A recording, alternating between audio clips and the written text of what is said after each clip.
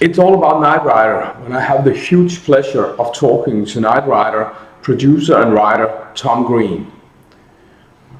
Tom produced 57 episodes of our favorite TV show, and he wrote 6 episodes.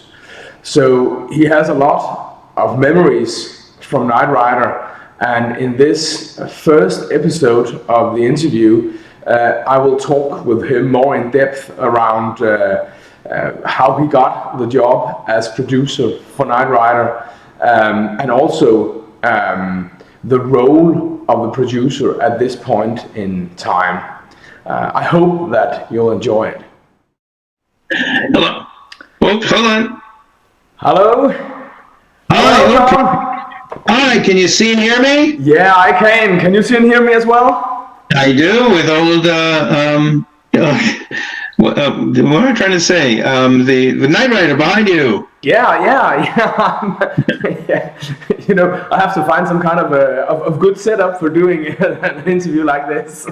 I was going to wear, or show you, but which I'll say when we talk in the in my keynote speech, I was wearing my Knight Rider cast and crew jacket. Remember? So, but I think we should just start. Of course, I would like to learn first of all, where were you in your life when you got the job of producing and writing for Knight Rider? Well, yeah, that I will try to give you a shorter version of that, but because I had kind of an interesting background, I actually was. All of this is blessed. I look at it. I was not. I won the lottery basically. I worked hard at it, but I didn't have anyone. I was not. Steven Spielberg's daughter or something. I mean, my father was a very well-known writer, but he was one of the Hollywood 10 people. He was blacklisted, and so he wasn't able to write. He had a wonderful line, which for those out there who want to write or know about writers, and I'm writing, by the way, or just finished a script which I'm turning into a novel, which will be made into a film, called Little Victories, about my childhood growing up with the FBI at our house all the time, bugging our house, getting my father fired from any little job he had, and he used to say, "Love thy enemy, it makes them so damn mad." And I had a great childhood, but he wasn't allowed to write anymore. But when he had the time, we had an apricot tree in the backyard, which actually was one of the things that kept us alive, because my mother made everything out of apricots. And he would sit in there with his legal pad, and he had a pen, and he had been a lawyer, and he lost his license because he refused to name names. His mother had given him and his brothers, who also became lawyers and dentists, and when they graduated, they got this pen. He still had the pen, and he still had the writing tablet. And he'd set up an apricot tree and write novels, write things. And then he'd read them to me. I would be sitting on the ground looking up at my father in the tree. And he was very dramatic, and he would recite this stuff. I mean, these are amazing. But the point I want to make was, I said to one time, I said, "Papa, how can you keep writing and do it the way you write, knowing, that the governments are going to never let you publish anything?" And he had this kind of Cheshire cat smile, and he said to me, "Tommy, they could take away the girl, but they can never take away the love affair." Take away the girl, but they can never take away the love affair. And so I mention all that because then all my life I was absolutely, and still am, passionate about writing. And without going into a lot of details, one thing I did was I had a student film I made in high school that at the time Universal had a thing called the Kinetic Art Series, where they bought student films. In fact, I think one of the first ones they bought was George Lucas. As you know, THX, his first movie, was originally a student film. But there was a thing where in schools they would rent a collection, like a collection of cartoons or a collection of student films. At that time, because of people like George Lucas, who was just starting out, he hadn't even made American Graffiti yet, but the idea of student filmmakers, student film was a big deal in colleges. So they had a guy named Christopher Wood who would go around to these high school and college film festivals And if you liked a film, they would buy it. And I made a film. It was for the San Mateo Film Festival. I had done some others, and they had sent me this huge rule book. This is what you. These are the things unacceptable for your film. It was like in the old days of the Hayes office with films where you can't say this and you can't do that. You had to have double beds, all this stuff. And it was all these things that student films. Now, of course, you wouldn't want to have nudity, or you couldn't use bad language. But there was ridiculous things in here. I'd never seen anything like it. So what did I do? I made a movie called Unacceptable. And basically, I went down the line and broke every rule. And the soundtrack was the judges watching this movie saying, "Oh my God, look what he's done. How can he do that? Oh, there's a rule. This is unacceptable. This is, and that was what the movie was. And then it got crazier and crazier and crazier. And then at the end, when it actually started getting interesting, they said, "Well, we can't watch any more of this," and it cuts. And he bought the film, and which was really wonderful. Oh, I sent it to the festival, and they weren't going to put it on, and someone somehow snuck it in. It wasn't even in the program, because of course they were all upset about it. And he saw it, and that's it. And so I was still living at home, and 17 at the time, but the people at Universal, the executives there, they were a different breed in those days. It was like a big family, and they had the thing called the Tower, which is still there. And we went. They called me up. They said, "Well, we'd like to meet you. We'd like to meet someone who did this." It was done there was a lot of effects in it. I have a friend near us who had an effects house, and it was the old effects, of course. But I did all kinds of, even the, what Academy Reel is, where it goes 8, 7, 6, 5, 4. So in the very beginning, they get, "Oh, what's this? Why is the Academy Reel? We're not supposed to see that." But it went 8, 5, 2, 1, A, 6, and then it had apple, giraffe, and all this. I mean, it had all this weird stuff in it.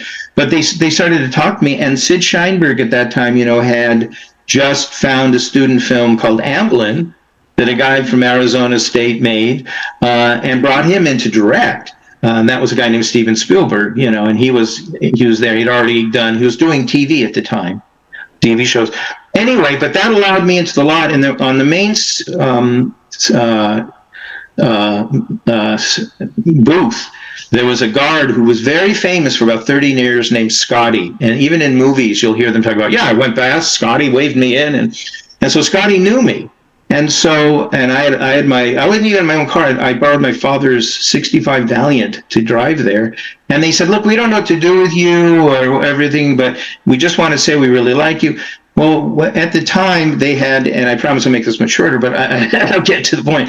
But they had an area that was like a forest still, which they used to shoot in, and they built cabins in there, and that's where their feature film division directors, producers were. But Universal at the time did not do a lot of feature films. They were not big, but really hit hard was a movie called The Sting, if you remember. And that was this huge hit, won Best Picture, and then they started making movies. But my point is, I was able to go on the lot after that, and I went into one, and a lot of these cabins were deserted. And I went into one of them, and I actually, and there were the mailroom guys who were a little older than me, but I had them start to send me the beat sheets of what's shooting on the lot and the stuff, and I was also able to get some of the scripts of the shows who were being done. And then what I would do is I would write notes and things on these scripts, and then send them back to the producers. And they thought I was on staff or whatever. And there's a lot more to the story, but I ended up being mentored by this magnificent producer named William Sackheim. And he gave people like Arthur Hiller and Steven Spielberg and Frank Pearson and just tons of famous people. John Badham, they were all, Steve Bochco, Steve Cannell, they were all in his unit. And I was a kid. And so I was like a kiss-ass flunky and slowly built my way up. But at 8, the next year, which is a whole another story I won't go into, but I was 18 and I got my Writer's Guild card, and I was the youngest person to get a contract as a writer at Universal. And so that's how I started at Universal, which is the long way around the story. As a matter of fact, one of the things, we're on strike right now. And then this was way back in the 1800s or whenever when I was 18. And 2 weeks after I got my contract, the Writers Guild went on strike. This is, by the way, my 9th strike that we're on right now. And I was told to, with the other strike, up back and forth in the main gate where Scotty was.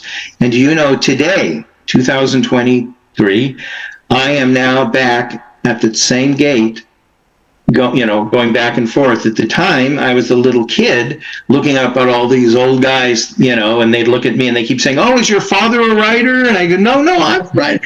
And now I'm the old guy looking at these little kids going back and forth.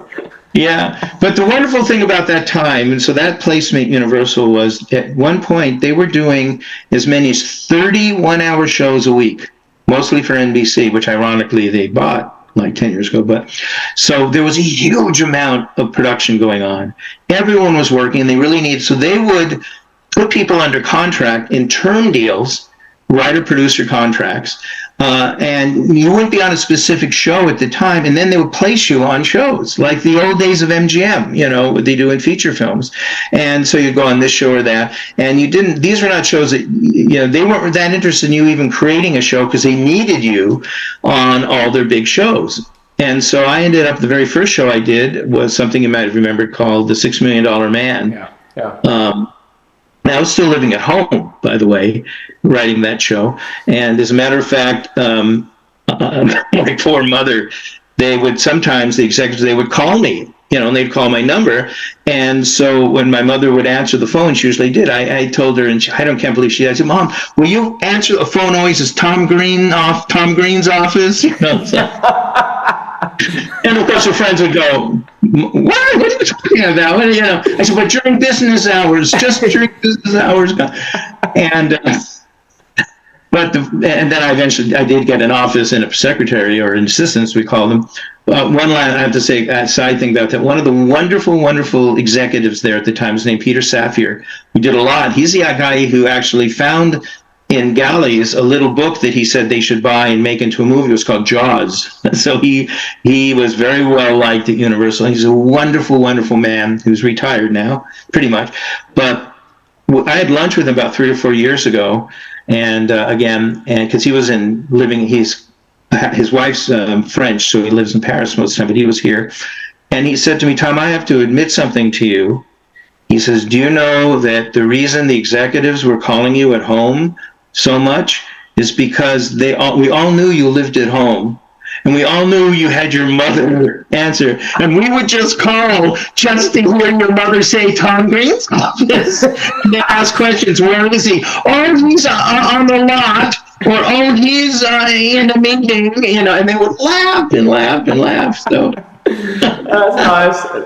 That's good office humor. Yeah, so that was great. So I was doing all of those shows, and I did a ton of these shows. And so at the time, to answer your question of 2 days ago about where I was during Knight Rider, I had done, as I said, $6 Million Man. I did a wonderful, which I won't do a whole long story of a movie of the week I did called Case of Rape with Elizabeth Montgomery, and that's for another discussion. It's an amazing stories about that. And then an Emmy-winning TV movie, which then became a series called The Law, which was Judd Hirsch's very first project. And as a matter of fact, I was his dialogue coach, and I was involved with John Badham, who directed it, a brilliant director, in his screen test, which I still have here at home. That's and people like Al Pacino and Marty Sheen and all these others wanted this part. It was Joel Lansky, who became my mentor, one of the great writers of all time, had written this amazing piece. So anyway, I did all that. But then the thing that to again come to the end of your answer your question, I was incredibly exhausted because I had worked on 2 of Don Bellisario's shows. And those who don't know, Don is a genius. And of course, he wanted to JAG and all these other things, Quantum Leap and whatever. But he had started, I worked at the tail end of Bob Black Sheep, just as a writer, but not working with him. But then I ended up for a long time, as you know, or you may have seen it, with Magnum PI. And he produced a bunch of Magnum PI episodes. Of course, there's a million stories on that. And then, which is another incredible Don Belisario story, which again, I'm going to add myself and not go into these. What happened was and because this also has to do with Glenn Larson. Glenn Larson tended to get writer producers who are starting out to go to him many times and say, look, if you put my name on this, because he was the hottest TV producer at the time, if you let me put my name on this, it's his project, so he would collect half of the residuals on Created By, he can get it made, which he could. And that's what happened to Magnum. Magnum, if you know, has Don Belisario and Glenn Larson. Saying Glenn had absolutely nothing to do with the project, never was on the project. It was all the genius of Don Belisario. But Don was a genius, and he's still around, but he still is. But he was also a complete insane person. He was out of his mind. And I mean that in a way lovingly, though at the time, as I think I mentioned, virtually every writer-producer worked for him got divorced. I was living with this beautiful Greek girl. Bye, she was gone, because your entire life was obsessed with him. But he did it like if somebody was in his car and he says, oh, I got to get over there. And he goes to where he has to go, and he turns around and sees 5 people bloodied on the ground and goes, oh my God. And General goes, oh my God, what happened to him? Goes around. He's not aware that when he wants to get to a point, in other words, he wants his shows to look as great as they could be, he's not aware of all the damage, the collateral damage he does to get there. And, but he was a genius. But I did that. And then after that, out of a very strange thing that he did, which was actually, although I love Magnum PI, and I knew Tom Selleck before, and the greatest guy in the world to work with, and all. Then, of course, I was the Hollywood producer, but I got to fly first class to Hawaii like twice a month or so. It was really terrible to have to do that. But anyway, he then came up with a show which was his first show that he got sole created by credit, called Tales of the Gold Monkey, which is, for many people, considered one of the best shows was ever on TV. It's the most beautiful show. He getting all credit for that. And he took me off of Magnum, which is another way of putting it, but it's a funny story which I won't go into, and I ended up on Tales of the Gold Monkey. And now Steve Collins starred in Gold Monkey, and Steve Collins starred in the original Star Trek. So I knew him all these years. We played foot baseball together and hung out and everything. And but that was where I really came from. I was like my father. I loved the romance. It was an Indiana Jones thing. It took place on a tropical island in the late 1930s, and it was all that kind of feel, and that Humphrey Bogart, to have and have not, Lauren Bacall kind of feel to it, and absolutely loved it. And the reason I'm mentioning all this is I did all those episodes, which I think was about 28. So this is about 3 years, but that was all with Don Belisario. And so when Gold Monkey ended, I was actually thinking of maybe doing something else, and because I wanted to start developing my own projects. And right while I was doing Gold Monkey, there was a producer, Knight Rider, had just come on the air. Now Glenn Larson did produce that. Did create that, but he wasn't that involved. A producer named Bob Sinader. Yeah. Was really the executive producer involved. And he was a man who'd been around for a million years, mostly doing Jack Webb shows, Adam 12, Emergency, Dragnet, those kinds of things. And a wonderful man, but he was really kind of like a David L. Selznick, old style person, and of course, remember, these are the days before computers or anything, but he would send out memos like Selznick did, like 25-page memos. And they were having trouble with the show, which and people who watch the show will notice there is a development change, especially into the second year when I got on it. Not that I was specifically responsible for that, but they were struggling with what the show was to be. What Glenn Larson had written originally, and he admitted it, was a modern Lone Ranger. Yeah. And he literally, at the end of it, wanted a line. He literally, after every episode, wanted, after he would go into a town or something with Tonto, with his horse, with Silver, which was Knight Rider. That's Silver, and the voice of Kid, it was Tonto. That was his idea. That I don't even know if there was a whole concept of an organization. There wasn't even maybe a reason of who he was, but he would mysteriously come to a town, solve a problem, and then literally spin off into the horizon, and they would literally say, "Who was that masked man?" But they wouldn't say masked man, but that was the idea. And of course, then, the network got involved. And as you notice, if you watch it, it was kind of struggling, trying and being to sort of keep Lone Ranger, try to keep him somewhat independent, but then they had to bring in the Night Industries and Devin, the Edward Mulhare, and then the girl, and all this other stuff. So they didn't quite know. And the reason I mentioned that was I knew Bob Senator, long story, because I actually got to work with Jack Webb on some things and got to know him. And so even though I was doing this, being in term deals, we would help each other. Sometimes without credit, we would write scripts of other shows. I even went in and I was in the guild, and so I even would direct some second unit stuff. And sometimes you would just do it at lunchtime, which is kind of illegal. But you wouldn't even take credit. But this is what we did for each other. Or you would call and say, "Listen, hi, so and so. I'm having a little trouble. I really need an actor who can go, or I need so and so, or do you know a stuntman?"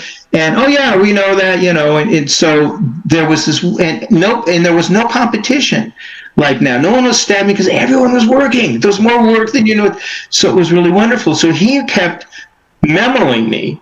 I mean, I maybe saw him twice, but it's like email today. And the inner office mailroom boy would be, you would have those, would be mail, and he was memoing me things on different episodes of the show. And I would read the scripts and come to him, then he would write back to me. And so sadly, and we knew this, and now people didn't, I don't know if it was a brain tumor or lung cancer. He had cancer, but he kept working. And they were really surprised, and then one day he didn't show up, and he died pretty quickly after that. But I think, if I'm not mistaken, it was ironically at the hiatus time between 1 and 2. And so I really was burned out, honestly. I worked but I was under a term deal, and my deal was coming up for another year, and they came to me hat in hand, and they said, "Listen, Bob Senator was telling me you really seem to have a grasp of the show and all this, and now you've finished this show. Will you come on to Knight Rider?" And to be honest with you, I didn't, at the beginning, really feel a lot where the show had gone. I knew intimately from him. Another reason, my father, being a writer before he got blacklisted, worked on a show called Route 66. I don't know if you know what that was. And that was, in fact, one of the original actors just died not long ago. And Marty Milner, who did the Jack Webb shows, was in it. And it was two guys in a Corvette who go across the United States famous Route 66, which you may have heard of. And it's basically Knight Rider, and they get involved in people's lives. But they don't have a talking car, and it's just these two guys. The thing that was so funny is how and why they can make money, the characters, but anyway, so I finally said, well, okay, I'll tell you what, I'll come in for a couple of episodes, and that's how I kind of got started. And so you actually had quite limited reference regarding the first part of the show, or did you just? Well, I knew the show, but it kept changing. What I read, Glenn Larson's original Bible and his original script, which they shot something completely. They did a 2-hour. I think it was called Phoenix, or something. Which was, yeah. Right, and and then it turned to a series, but it was more in that vein.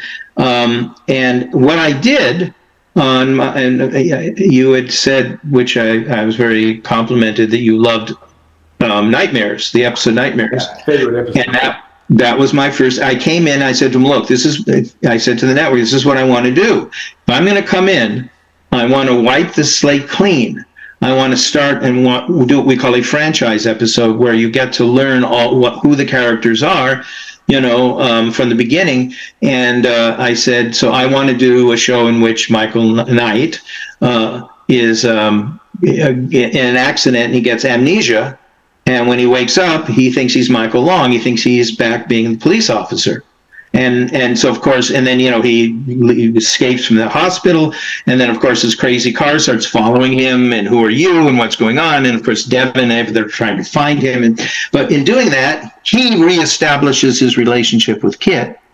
And I can, as a producer, can reestablish the whole idea of how he and Kit worked together, what kind of stories we're going to do, and so forth. Yeah. And so I did that. And for people out there, one of the things that there's lots of things about that show, but what's interesting for me, because on a lot of series that I did that were modern series, I would start my first show, if it was a show which was done, in our time world, at the Sepulveda Dam.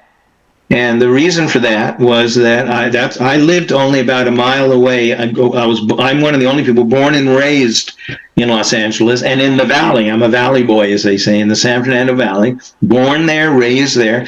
And when I was old enough to walk, I know for years I would sneak off. And by the time I was maybe 3 or 4, that dam had burst and flooded the San Fernando Valley. So it was decommissioned. But that amazing architecture and everything was still there, but there was no water on the other side of it.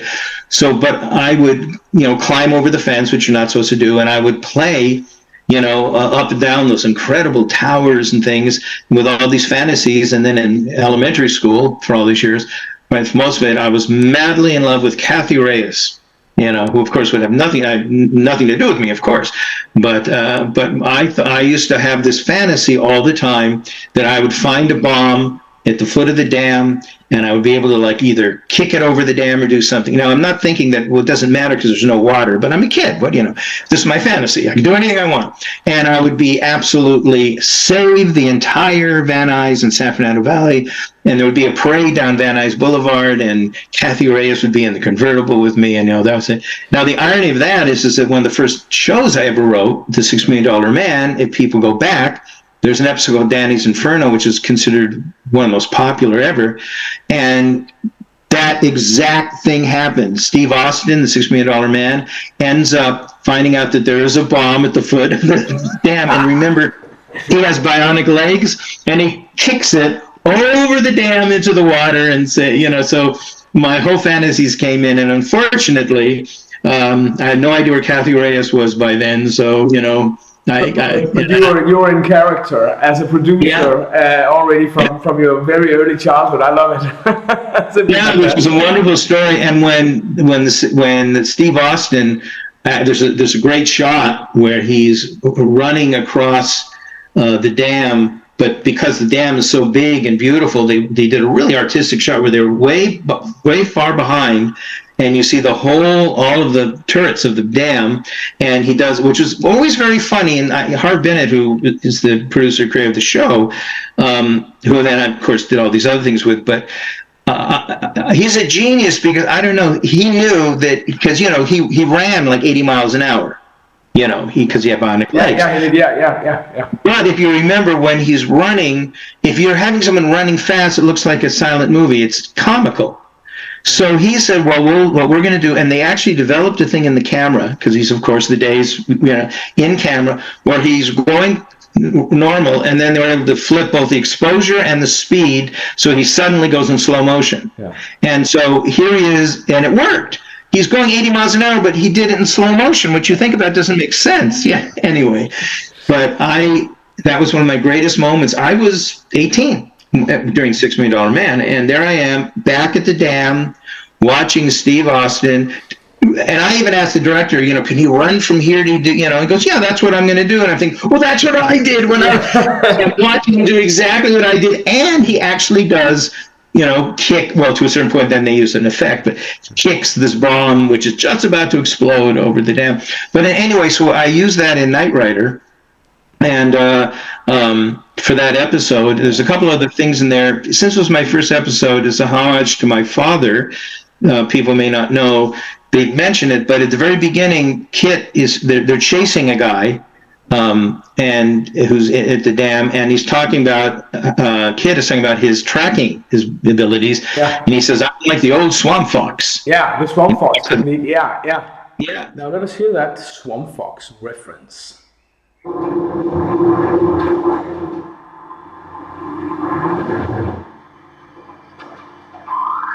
still tracking the truck, Michael. Not anymore. I'm chasing it. You know what? My swamp fox technique will pay off. Well, I heard the swamp fox. Waited back there all time, kid. My childhood hero.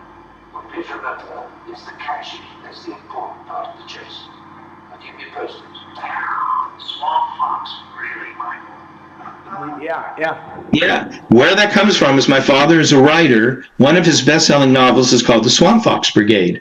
And in American history, during the Revolutionary War, Francis Marion, who was the Swamp Fox, through the indigenous Indians, learned about camouflage.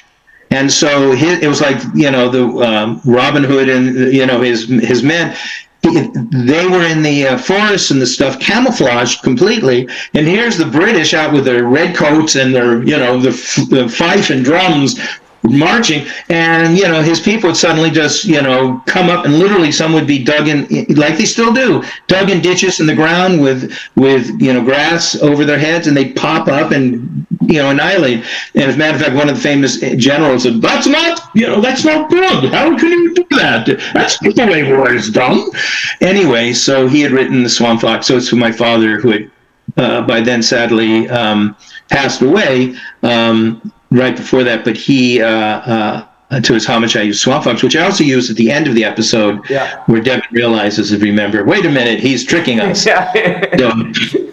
So that was really, as a matter of fact, Disney, Walt Disney himself loved that and wanted to make it into a movie, but because my father was blacklisted, he couldn't use it. So instead, he found another book that no one really knew, and he hired my father under the table to be the consultant. And there's a old Disney series called Swamp Fox with Leslie Nielsen of Airplane and all this other fame. Swan. But in those days, he was a serious actor, and he played the Swamp Fox, which was something. But the episode was also filled, which we writers do all the time. We put in the names of people that we have friends or girlfriends or girls we wanted to be girlfriends, or street names, and we do. And Rob Gilmer, wonderful writer, who's also on the show, who did Magnum with me, as a matter of fact, he loved to do that as well. But so that was really fun having to do that. One thing else that there in that episode, which if they watch this, and be careful how to mention this. Sidney Hayers was the director, and Sidney was a very well-known English director, and very serious and very good, very competent.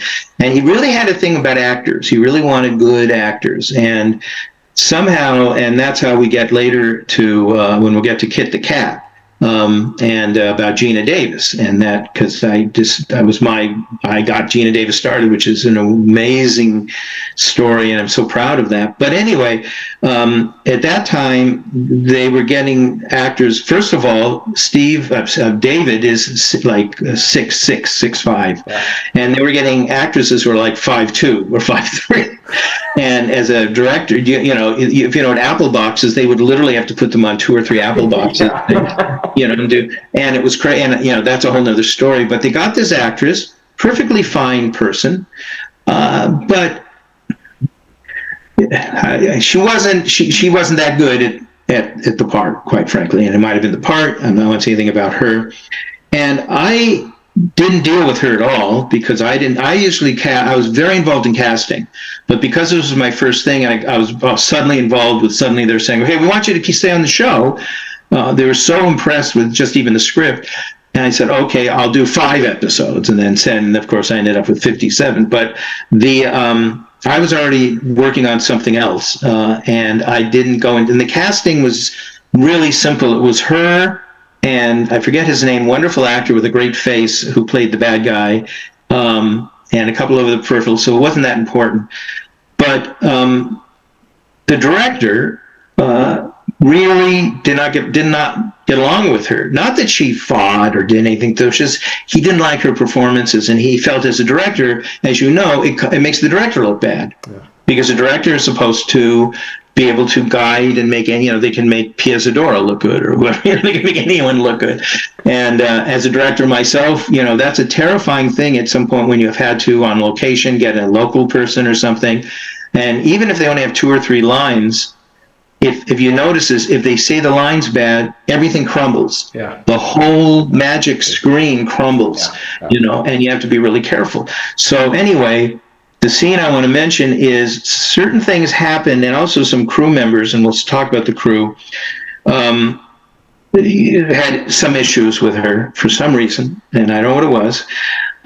There's a scene in there which you can watch, and actually Sydney Hares, when we saw the dailies, dailies in those days, it was wonderful. We would actually go into a theater and they would screen every dailies on a screen because they were done on film. Yeah. It was feeling really old. But there's a scene in the dailies. I wasn't there when they were shooting. It was supposed to be the LA Dam. And if you remember, she's placed in like a vault. Yeah. And it's filled with water. Yeah. If you remember that sequence. Okay. Watch that sequence again because it's very funny. Because now the sequence where they actually fill with water, that was actually shot back at the studio outside in a special set. And when the water comes up and actually goes over her head and she's screaming, and after she goes, she does all this, and Sydney looks at me and says, "Now that's acting." And everyone started laughing, and I didn't realize what had happened was that the special effects guys didn't tell her that the water was going to go over her head.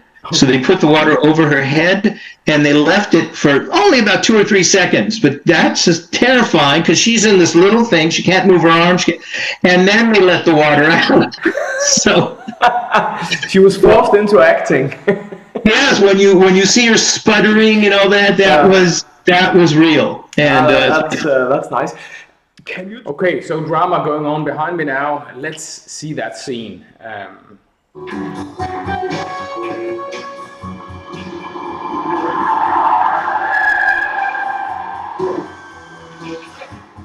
up any water in this place. Scan the dam for any self-activity.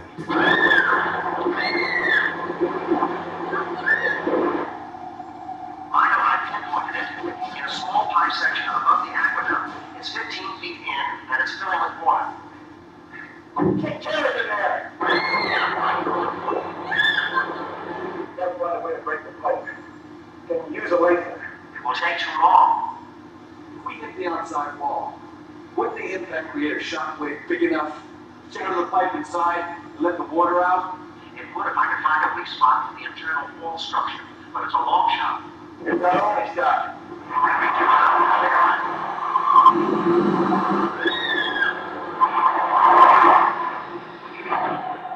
I may have located a weak spot, Michael. Let's go for it.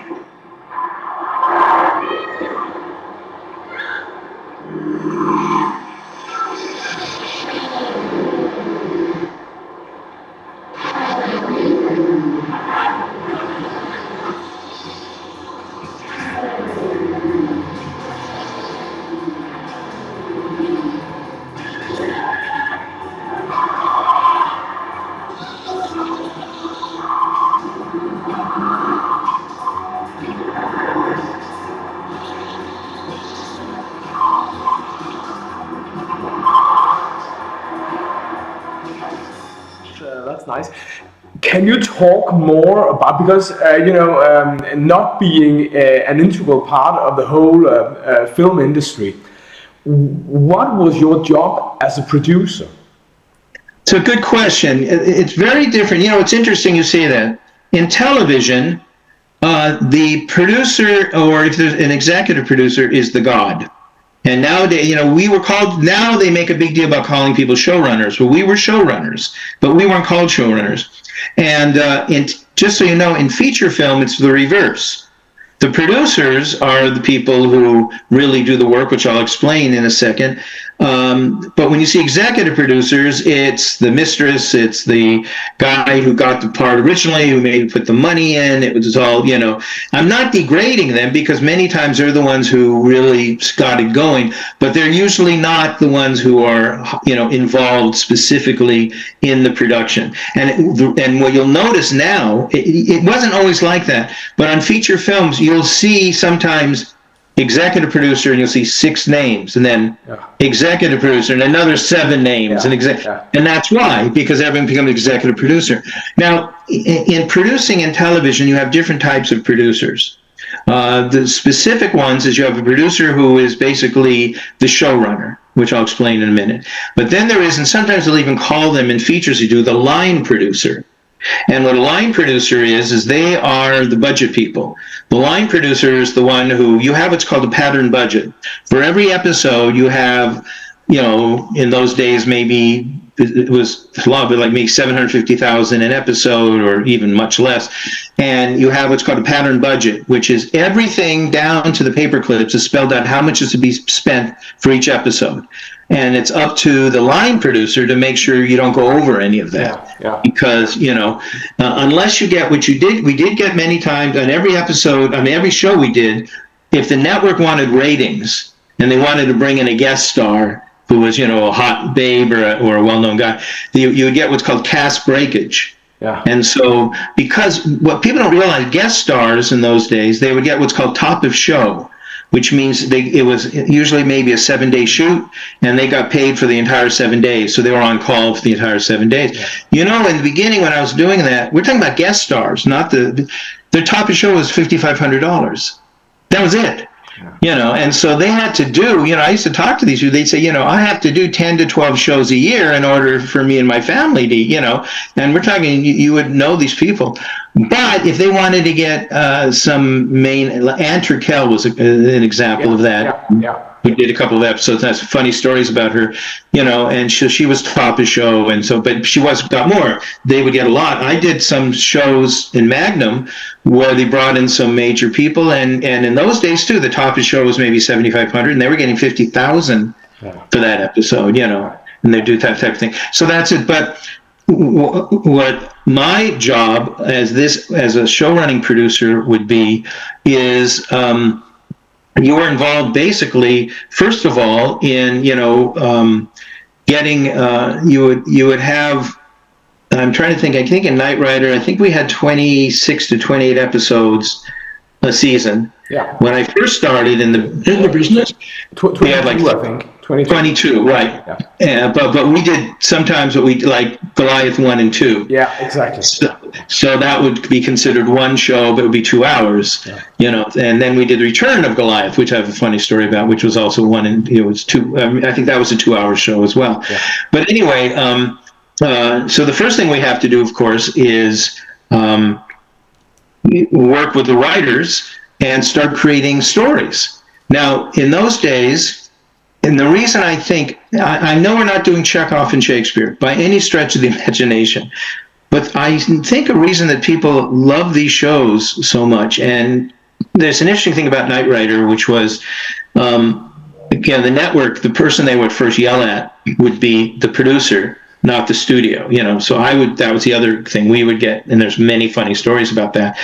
But, at one point I was talking about giving David, who was actually a very good actor, and you got to remember, he came from soaps. Yeah. David could take a script, a scene, and go, okay, and he remember, that, because you had to learn to do that in soap. He would know every line, no matter whatever he did the night before, how much sleep he got.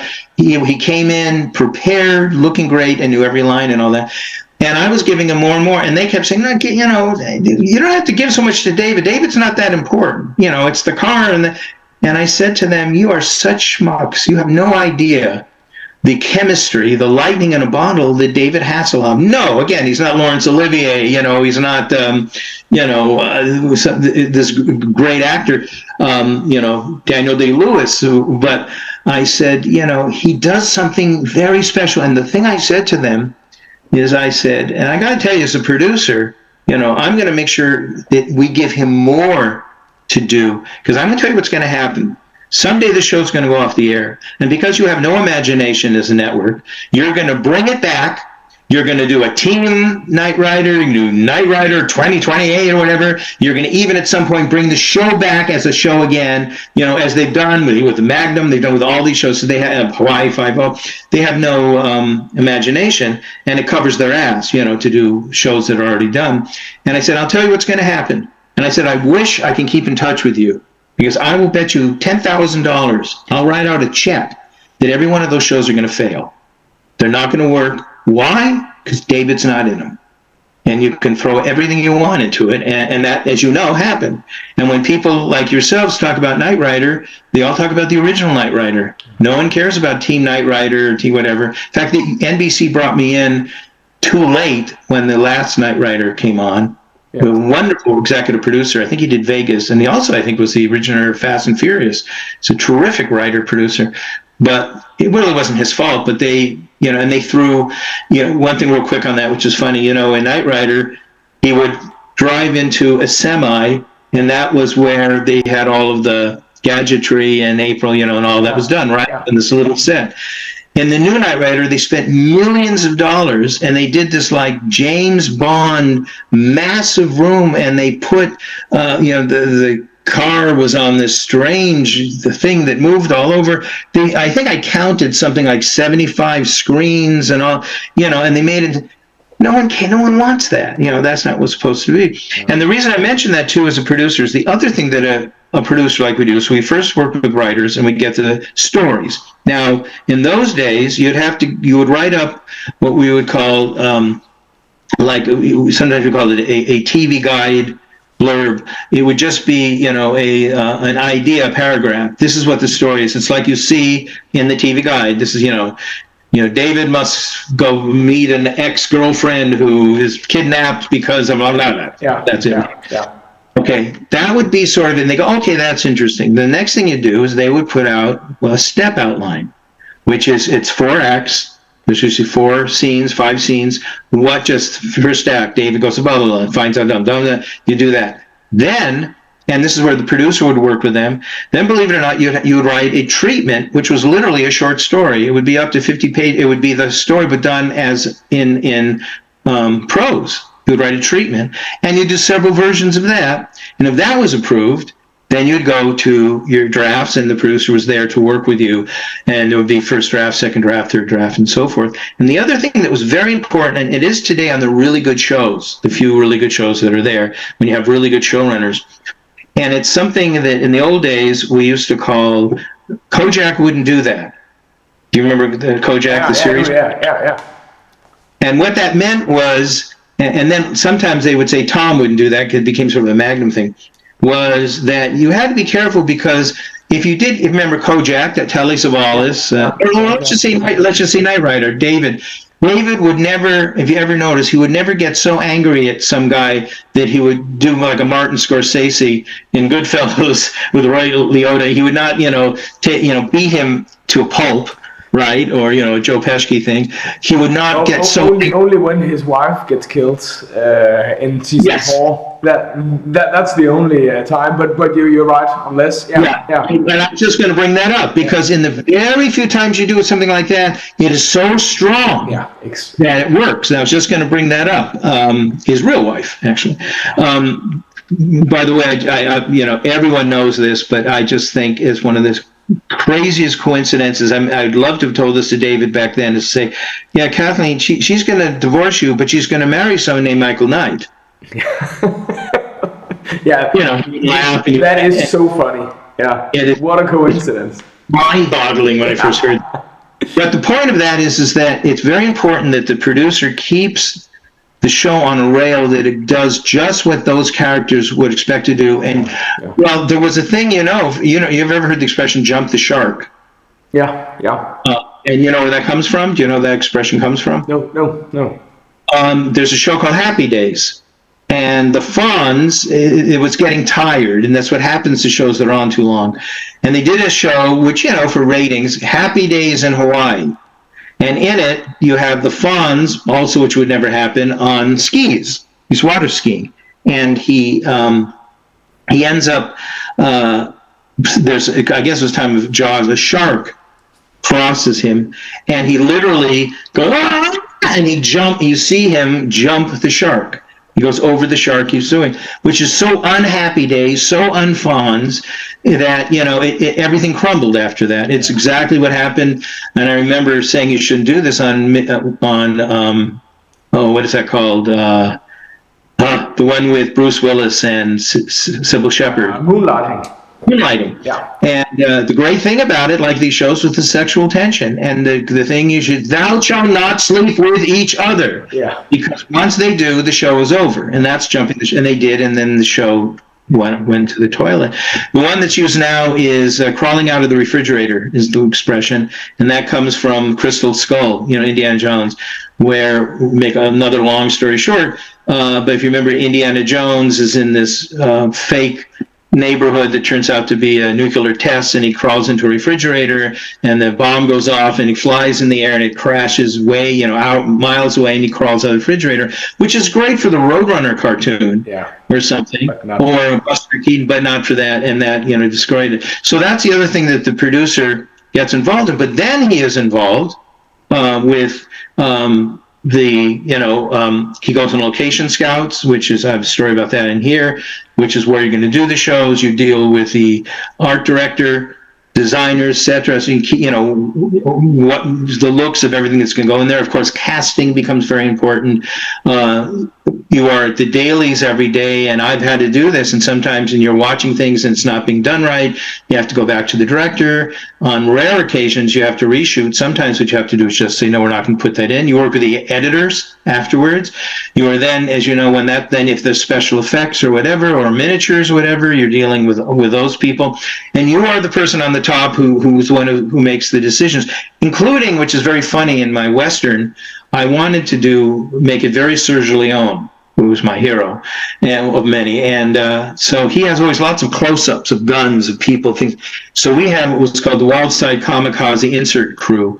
And so we had tons of little inserts and things. In fact, I directed a lot of those, but that was very important. So when you do these shows, and in these shows, like, for example, if you see Michael Knight, and they're saying, did you see this here? And then they cut to his finger, and you do that. Yeah. Well, that's not on the stage with 112 people. You have an insert stage where you go back and you do that. And so he's involved in all of that.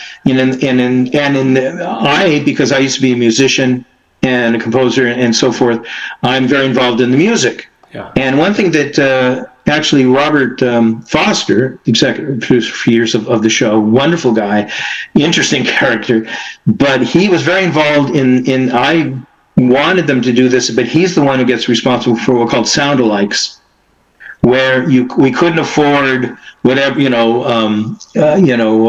some Hotel California, so you would have a group do a sound-alike that sounds like Hotel California, but you would have to put the phone in there. And the other thing, which I have a story about here too, which I would get involved in, Universal gave producers a big problem. Two things. One, which I have the story with Gina Davis, we talked about it, they were using old, antiquated 35 millimeter cameras, these big, huge cameras from the 40s and the 50s, with these giant blimps, like you see in the movies. You see those big old cameras. And at that time, the Panaflex and the Panavision was coming out, which was a much smaller camera. And but Universal had 30, 40 of these, since the beginning. And these things were workhorses. They would work forever. And they had a whole, factory in there that kept them going. We had to use those cameras. We couldn't use it. And the same is, they didn't want to. They kept saying, we have this old style. They're called Nagros. They're the recorders for the sound, and they had a certain way in which it was used with a crystal sink and all this other stuff. And what would happen is, Knight Rider especially was very much an outdoor show. Yeah. Because you didn't shoot kit in the soundstage very often, and therefore we're outside. Well, that wasn't true of a lot of shows, except Columbo had this problem too. And anyway, so if you ever watch a Columbo episode, what would happen is they wanted to do this because they knew that all of the sound done outside was going to be useless, and they'd have to go in what's called ADR. And the actors have to go in literally sometimes, which means, automatic dialogue replacement, but have to replace every bit of their dialogue that's outside. And one thing real quick, if any of you people ever watched an episode of Columbo, Peter Fox said, F you. You got me out there. There's the equipment that can record it. He said, and it was right. He said, Stanley Kubrick did Clockwork Orange, and he had scenes underneath the pass of a freeway, and you can use it if you have the right equipment. And he says, I'm not going in for ADR. So if you watch a lot of Columbo episodes, inside everything is great, but if you go outside, the other actors are going, well, I don't know what you're talking about. And you go, and then, well, I don't know that. I just want that question because he wouldn't do ADR. And so anyway, we had those problems too because we would have, and so I found very early on that as a producer that, I would go in, which is usually done at night, to the ADR with the actors because the performance is now the director wasn't there anymore. We had Bernadette or I forget, Bernice, I think her name. She was a wonderful associate producer, and she was involved in that, but she wasn't a director. She just wanted to get the things out.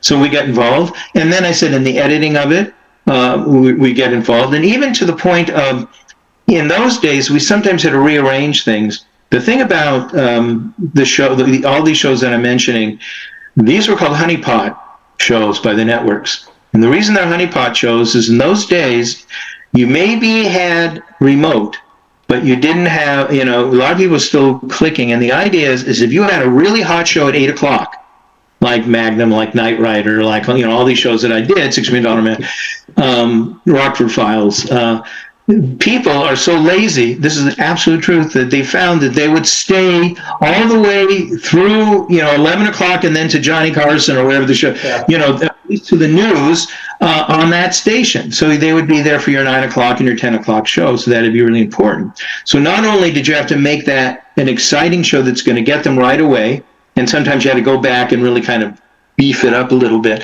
But as a producer, the other thing you would do, and you would do this in the writing of it, but in the middle of the show, halfway through it, you had what they called station identification. If you've ever heard that, and here in America, I don't know if you have that here, they'll say, and what it was is that they use an FCC law to get double commercials. Because the law was that every 30 minutes, you had to identify what your station was for whatever reason. So this is NBC, right? But what the networks realized, I know what I'll do. We'll do a series of commercials, and then we'll say, this is NBC with the peacock, blah, blah, blah. And then there'll be another series of commercials. So they'll get double, and then they'll go back. Now, the problem with that, if you'll notice, is that the second act ending had to have something really, oh my God, cliffhanging, to keep people to go through two sets of commercials.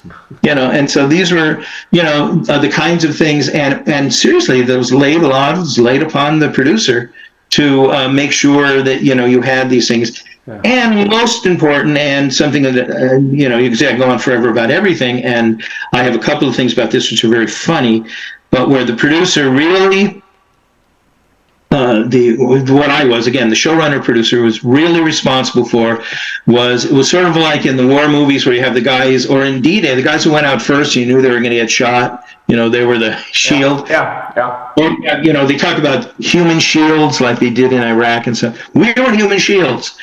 The network, you would have people, development people at the network that were assigned to certain shows. And they had to show, and the network said, okay, they're going to make sure that this show, is brilliant because of the genius of the network, right? Who have nothing whatsoever to do with any shows ever. And you would usually get younger executives who are kind of coming up and they would say, okay, you're assigned to Knight Rider and this show and this show. Sometimes if it's a big show, even one show. The problem is, I luckily, and I'm not going to take credit for this, but I was on really top-rated shows.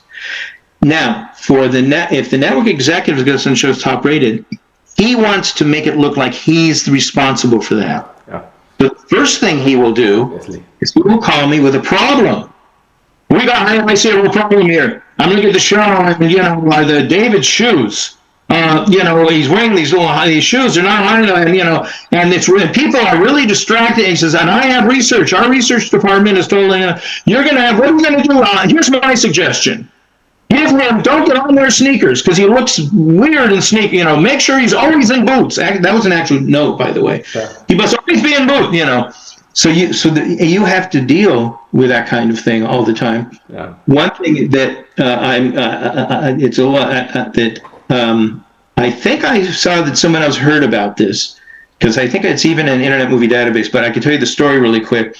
I kept getting, as the show got higher in the ratings, the more problems they would find. Yeah. And it wasn't that they wanted you.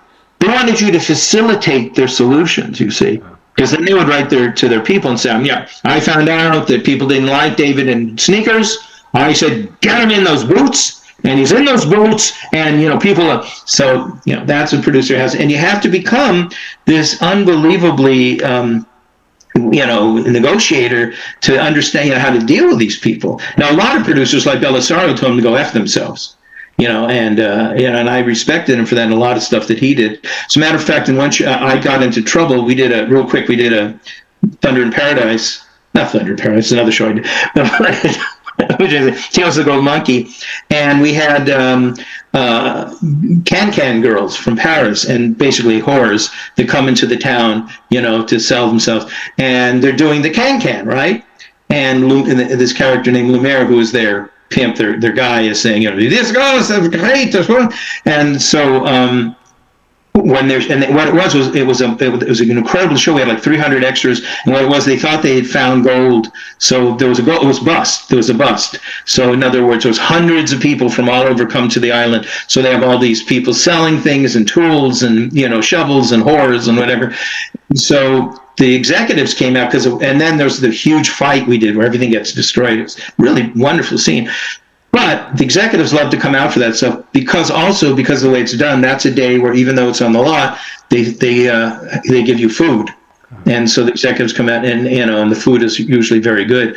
But anyway, so these executives are walking by and I'm walking by and I go, I said, and they said, it's so good, it's so authentic, and we had this fabulous Tudorese, I think, brilliant costumer, and everything was done to the period of the time. I said, those dresses, they're exactly like the Moulin Rouge. And if you notice, unfortunately, I told them this after I said, the scene, because the girls were just walking around, I said, we shot the scene with these girls. And you know why the can was so, why they kicked their legs up, and this is actually true. They didn't wear underwear. So they were always exposing their vaginas. And so the people in the Moulin Rouge, and they went crazy. Oh my God. And the next day, because of my stupid mouth, I had to go to the studio and to a special room where they had a special projector, because, if you show one frame at a time, it'll burn. Yeah. But they had a projector that had a special filter on it that would keep the heat away. And for those sequences, we had to go through every frame. Now remember, there's 24 frames a second. Every frame is in vagina. Now here's nice. I know you guys will love the story. So the last part of the story, which is hysterical, is that the room only held about 25 people. There must have been 50 people in that room. Yeah. Why? Because they were hoping to see the vagina. They wanted the glimpse. They wanted the glimpse, and they were so disappointed, when they didn't get it. The thing I was going to say, which drove me crazy, was, which you may have heard, was, remember I told you about how I was creating more of a relationship between David and Kit, and the one thing when they hated, which we started, was Kit, I need you, which people loved, and they loved the idea that Kit came to his rescue, he was, but the network kept saying, you got to tone it down. You have created, there's obviously a gay relationship between Kit and between David and the Kit, and they were dead serious. Now, first, there's 100 things, but you also want to say it's a car, guys. Yeah. So, but they were gay, and they were actually at some point, in these shows, and they came to me and they said, "Listen, we're gonna not do that show if you show Kit, because in Nightmares, especially if you remember, and some others, he says, he says, what was I like? He was this, and he was, Yeah, but I really liked him. Remember that? He comes out and he said, we don't need to see a love affair between the two. I mean, next thing is they're going to be kissing. So I don't know. I don't know if I've ever told this quick story, but for you guys, I will. I was so pissed that we used to send, if we were going to do reshoots or whatever, because they had always every script and every rewrite, and they had to read it, and it also went to their censorship people and their legal department and so forth. So I had written to them and said, listen, and we had done, I forget the episode. I think it was Knight in Shining Armor. It wasn't Nightmares. And I said to the network, listen, we have to do a reshoot. And so I'm going to send you the pages. It's important we have this moment. And what it was is it's in the morning and they're in the semi, or Kit's in the semi. And the lights come on and Michael comes in and he looks like, his hair is all messed and he's like this. And it's silent. And this is all in the description and it's silent. I actually have the script somewhere. I should read it out someday to you guys. The pages. And he comes out, and then, Michael, aren't you going to say anything? He said, oh, Kit, I'm really sorry. Well, you think you're sorry. You think how I feel. He says, I know. He says, Michael, I was waiting for that night for a long time. And I thought, he goes, well, what do you mean? Well, wait a minute. Took you to a car wash. You went to a drive-in. I got you some new oil. And I said, yes, but what happened afterwards, Michael? I drank, okay, a little too much tequila, I understand. And then he's searching for something. And then in the script it says, he pulls out a toilet brush. He goes, look, just let me, and he like, let me get to your exhaust and let me just clean it out. And the kid says, Michael, hey, but she's going to have to put in a whole new muffler. That's not going to do it. And then he goes, oh, geez. And this is in this thing I wrote, and he goes, oh, geez, do you know where my belt is? He goes, yes, Michael. He says, you left it here with a lot of other things. He says, but I ran it over when I went there. He says, it's okay. I've already called the company, and they're going to make you a new one.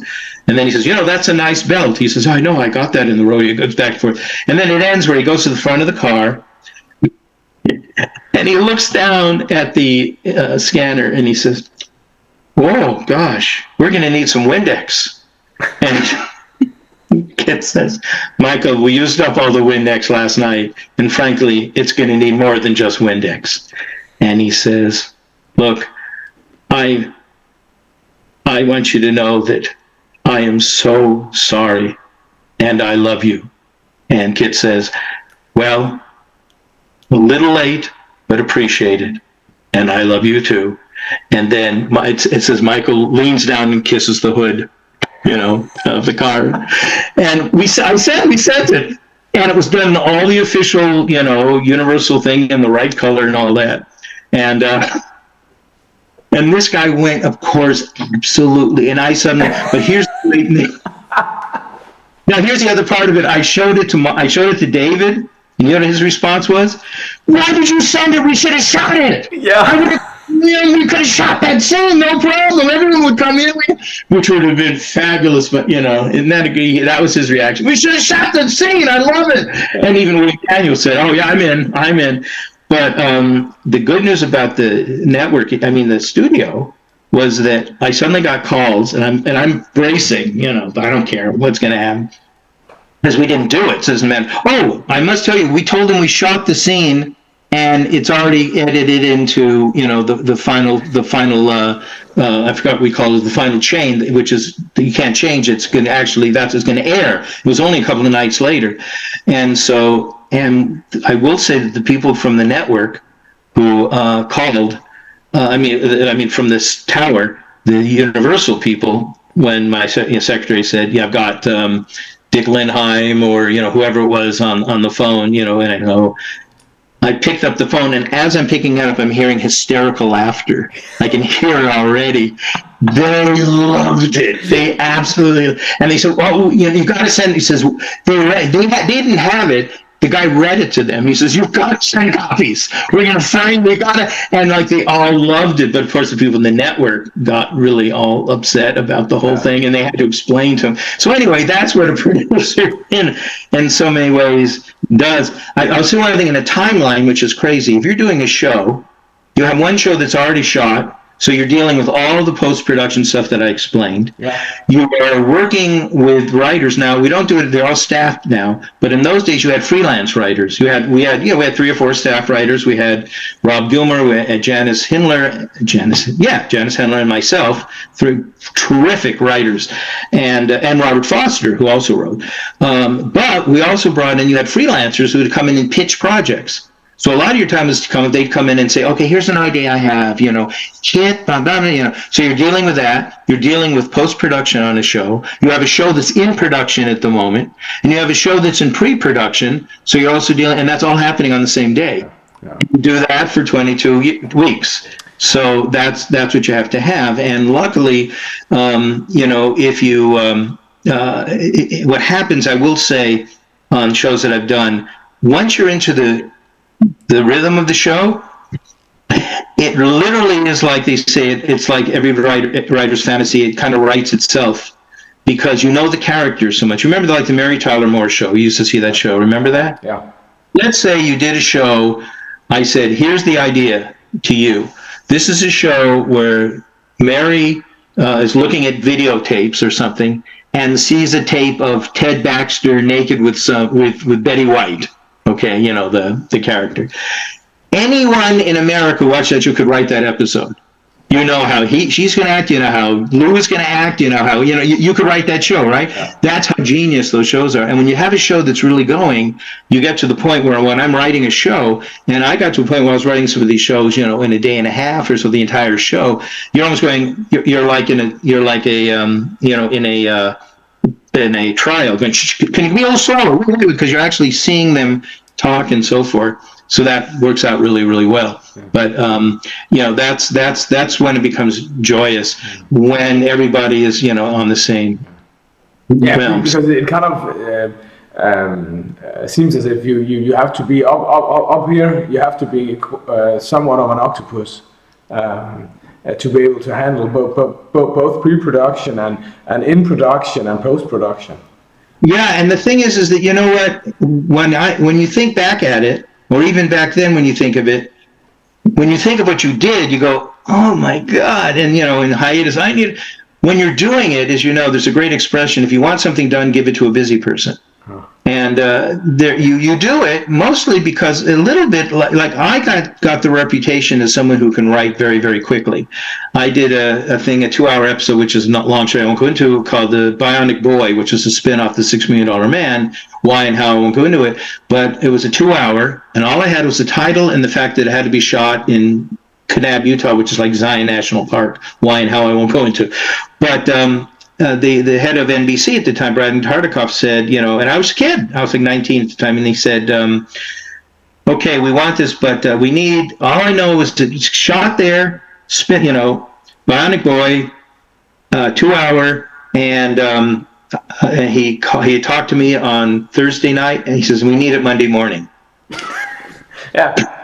So. And that took me a lot. Yeah. Now, I did not sleep. I did get it done, and there's trillion stories on that, what happened. And they did it. It was a massive hit and all that. But my point is that what I kept trying to tell people, and I did this on other shows. I did a show called Thunder in Paradise, where I was doing 2-hour shows in 2 days and things like that. And what I tried to explain to them is, I'm like the grandmother who sees that her grandson is pinned under a car, and is able at 80 years old to go there and lift the car and pull her out. That's because there's that one time. I said, you don't then go to that grandmother and say, we're going to put you in as a strongman in a circus, and we're going to give you lifting cars every day. And that's kind of what happened. But I will say that, today they're not as much, but the writers in that era, like they said, that I worked with, so many of them. Another one is Reuben Leader and as I said, anyway, a lot of the writers that I worked with at the time, Geiger was another one. They were so professional. And Janice was terrifyingly fast, but here's the difference. You can be fast, but they're also good. Yeah. And one other person that is, has done a lot of stuff, but he fought. I ended up doing all the shows. He ended up doing the shows. And then he ended up becoming an incredibly good feature writer, and that's Steven D'Souza. Yeah, you probably know. Yeah. He was involved as well. Yeah. He created Carr, the evil twin of Kit, with Steven D'Souza. And the one thing that Steven did, which I learned from the geniuses of Bill Sackheim and Joel Ansky and all that, which you don't see very much anymore. But Ibsen once said that if a play opens and the curtain opens up, and you see on the wall, 2 pistols, you know they're going to be used by the third act. And the idea is that he would do what I do. He loved to set things up early on that don't seem significant, but you remember them, and then they're used. Yeah. Sometimes they're used to save, and sometimes used to solve a problem. And that's that kind of intermingling, that wonderful weaving is really the strength of so many shows at the time. And in his features, but Stephen was a master at that. Yeah. And it was funny as a producer, what I was trying to do with so many of the shows was, interweave those. Today, I think we used to do something which now they call eggs. And for another time, Knight Rider is filled with eggs. We didn't call them eggs, though, at the time. Well, that's all for now, folks, regarding Knight Rider, the role of being a producer and writer on Knight Rider, and eggs, of course. I'll be back with part 2 of this interview, where we'll dive deeper into some of the characters in Knight Rider and get much more insight into the thoughts surrounding the show. So, bye for now.